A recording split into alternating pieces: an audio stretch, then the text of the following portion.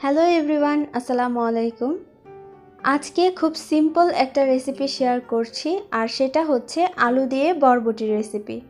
আলু দিয়ে বরবটি আমরা সবাই কম বেশি পছন্দ করি, তবে আমি যেভাবে রান্না করি সেইভাবে আজকে আপনাদের সাথে শেয়ার করব। প্রথমেই একটা হাঁড়িতে 3 টেবিল চামচ পরিমাণ তেল দিয়ে দিচ্ছি। এবার এর মধ্যে দিয়ে দিচ্ছি 2টা মিডিয়াম সাইজের পেঁয়াজ কুচি। পেঁয়াজটা একটু নেড়ে এর মধ্যে দিয়ে দিচ্ছি হাফ চা চামচ কালো জিরা, দিয়ে দিচ্ছি একটা তেজপাতা আর একটা শুকনো মরিচ। এগুলোকে একটু ভেজে নেব যাতে করে এর ফ্লেভারটা ছড়িয়ে পড়ে। এর মধ্যে এবার দিয়ে দিচ্ছি আলুটাকে আমি কিভাবে কেটেছি নিশ্চয়ই দেখতেই পারছেন। ছোট সাইজের আলু আমি 3 থেকে 4টা এখানে ব্যবহার করেছি চিকন চিকন করে। দিয়ে দিচ্ছি পরিমাণ মতো লবণটা দিলে আলুটা খুব তাড়াতাড়ি সেদ্ধ হবে। এবার ঢাকনা দিয়ে ঢেকে এগুলোকে ভেজে নেব। ঢাকনা দিয়ে ঢেকে অল্প আঁচে আলুটাকে ভেজে নিয়েছি। আলুটা কিন্তু সেদ্ধ হয়ে গেছে। আলুটা যখন 90%-এর মতো সেদ্ধ হয়ে যাবে তখন দিয়ে দিচ্ছি বরবটিটাকে এইভাবে কেটে খুব ভালো করে পরিষ্কার করে ধুয়ে নিয়েছি। এবার এগুলোকে একটু মিশিয়ে নিচ্ছি। দিয়ে দিচ্ছি হাফ চা চামচ রসুন বাটা, হাফ চা চামচ আদা বাটা, হাফ চা চামচ দিয়ে দিচ্ছি হলুদের গুঁড়া, হাফ চা চামচ মরিচের গুঁড়া, দিয়ে দিচ্ছি একটু পরিমাণ মতো লবণ, কারণ আমরা আলুতে কিন্তু আগে লবণ ব্যবহার করেছি।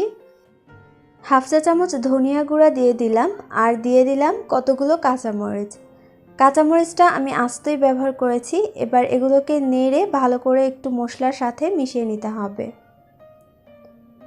যখন মিশিয়ে নেওয়া হয়ে যাবে এগুলোকে ঢাকনা দিয়ে ঢেকে রান্না করতে হবে।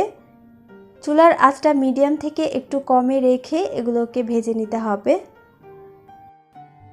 ঢাকনা দিয়ে ঢেকে 5 মিনিটের মতো রান্না করে নিয়েছি, আর মাঝে মধ্যে এরকম একটু করে নেড়ে দিতে হবে, কারণ এর মধ্যে কিন্তু কোনো ঝোল নেই, নিচে লেগে যাবে।